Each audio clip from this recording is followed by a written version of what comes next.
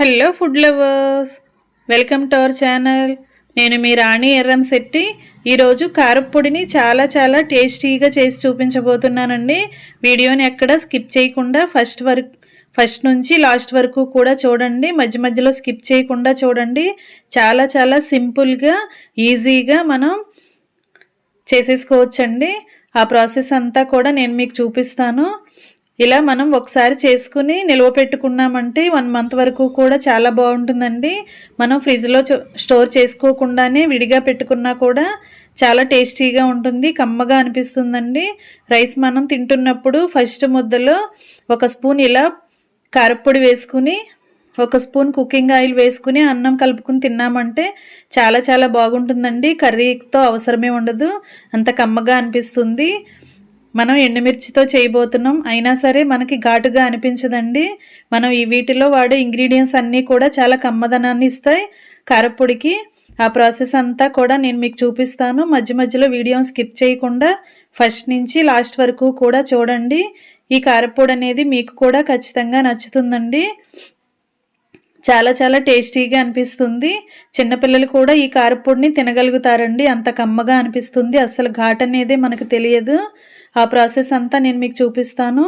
ఇంకా ప్రాసెస్లోకి వెళ్ళిపోదాం. 1 కప్పు పల్లీలు, 1 కప్పు మినుములు, 1 కప్పు పచ్చిశనగపప్పు, 1 కప్పు ధనియాలు తీసుకోండి. కొంచెంగా చింతపండు తీసుకోండి. అలాగే జీలకర్ర, కొన్ని వెల్లుల్లి రెబ్బలు కూడా తీసుకోండి. ఇప్పుడు ఎండుమిర్చి తీసుకోండి, తొడిమెలు తీసుకుని. ఇప్పుడు కరివేపాకు కూడా కడుక్కున్న కరివేపాకు తీసుకోండి. ఇంకా కుకింగ్ ప్రాసెస్ స్టార్ట్ చేద్దాం. స్టవ్ వెలిగించుకొని కళాయి పెట్టుకుని 2 టేబుల్ స్పూన్లు ఆయిల్ పోసుకోండి. ఇప్పుడు మనం 1 కప్పు పల్లీలు పెట్టుకున్నాం కదా, వాటిని అలా వేసుకుని దోరగా ఫ్రై చేసుకుందామండి. కలర్ చేంజ్ అయ్యే వరకు చక్కగా ఫ్రై చేసుకుందాం.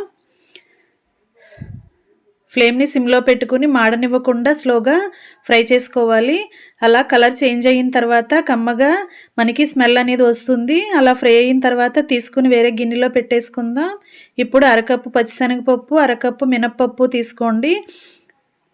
పొట్టు లేని మినప్పప్పు అయినా చేసుకోవచ్చు, పొట్టు ఉన్న మినప్పప్పుతో కూడా ఈ కారప్పొడి అనేది చేసుకోవచ్చండి. ఏదైనా పర్వాలేదు. అలా తీసుకుని అవి 2 కూడా ఫ్రై చేసుకోవాలి. ఇలా పచ్చిశనగపప్పు పచ్చివాసన పోయే వరకు కూడా బాగా ఫ్రై చేసుకోవాలి.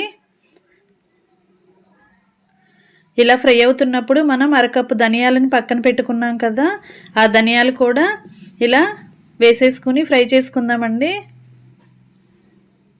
ధనియాలు కూడా మంచి కలర్ వచ్చే వరకు ఫ్రై చేసుకోవాలి. కమ్మగా స్మెల్ వచ్చే వరకు ఫ్రై చేసుకున్న తర్వాత జీలకర్ర, వెల్లుల్లి రెబ్బలు కూడా వేసుకోండి. ఇప్పుడు మనం ఎండుమిర్చి వేసుకుని కరివేపాకు కూడా వేసుకుందామండి. ఎండుమిర్చి అనేది నేను 1 కప్పు తీసుకుని వేస్తున్నాను. కారం ఘాటును బట్టి, మిర్చి ఘాటును బట్టి మీరు ఎండుమిర్చి క్వాంటిటీ అనేది చూసుకోండి.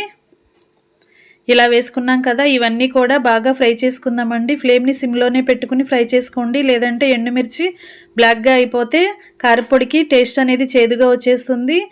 కరెక్ట్గా ఫ్రై అయిన తర్వాత స్టవ్ ఆఫ్ చేసేసుకుని మూత పెట్టుకుని ఒక 10 నిమిషాలు చల్లారి పెట్టుకుందామండి. బాగా చల్లారిన తర్వాత నేను మీకు చూపిస్తున్నాను. ఇప్పుడు మనం ఫ్రై చేసుకున్న దినుసులన్నీ కూడా అలా మిక్సీ జార్లో వేసేసుకుందాం. ఇప్పుడు చింతపండు కూడా వేసుకుందామండి. ఇప్పుడు టేస్ట్కి సరిపడా గల్లుప్పు వేసుకోండి. గల్లుప్పు అనేది వేస్తే ఆ ఇంగ్రీడియంట్స్ అన్నీ కూడా బాగా మెత్తగా ఈజీగా పౌడర్ అయిపోతాయండి.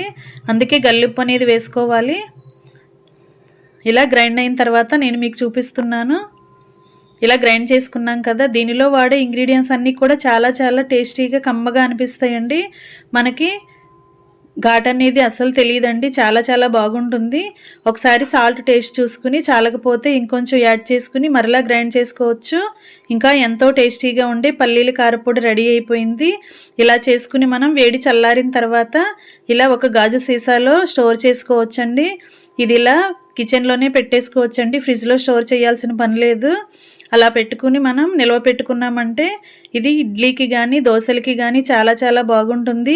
అంతకు మించి రైస్లోకి ఇంకా బాగుంటుందండి. మనం ఫస్ట్ ముద్దలో ఇలా 1 స్పూన్ కారప్పొడి, 1 స్పూన్ నెయ్యి కానీ ఆయిల్ కానీ వేసుకుని అలా కలుపుకుని తినొచ్చు. రోజు కూడా మనం చట్నీలు ప్రిపేర్ చేసుకోవాల్సిన అవసరమే లేకుండా ఇలా ఒకసారి కారపొడిని మనం స్టోర్ చేసుకుని పెట్టుకున్నామంటే ఎక్కువ రోజులు మనం వాడుకోవచ్చండి.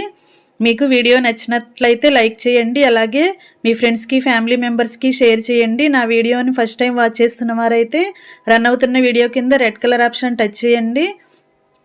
నా ఛానల్ని సబ్స్క్రైబ్ చేసినప్పుడు మాత్రమే నేను పెట్టబోయే రెసిపీస్ అన్నీ మీ ఫోన్కి నోటిఫికేషన్కి వస్తే ఓపెన్ చేసి చూడొచ్చు.